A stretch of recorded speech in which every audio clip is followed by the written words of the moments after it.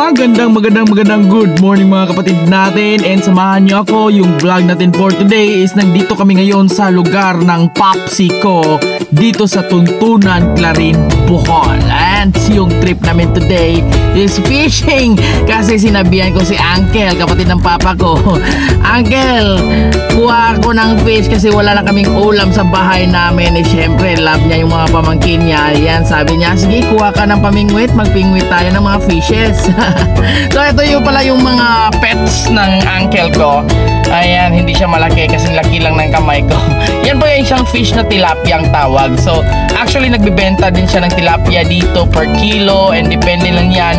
Kung magkaibigan kasi kayo, eh syempre nagbibigay din kasi alam nyo na yung mga kalahi namin, mga sobrang bait at mga alam mo na. Anyway, yan. So pakita natin, yan yung way namin sa pagkuha ng isda, yung pingwit. Eh si Vincent Arcales naubos ang pasensya.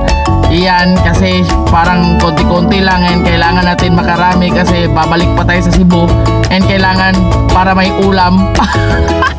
Diba? So yung ginawa namin, ayan, naubos na aking pasensya. Boom! Kuha yung tinatawag na karpa. Ito ang sarap. Ayan. So ginamitan na namin ng technique ng mga net. Nag-teamwork kami kaya nakuha ng karpa. Ayaw mo magpansin sa taga ko ha, so gamitin natin ng fish net. So anyway, actually may mga half-breed din dito, karpa at tilapia. Yan. So may mga karpa.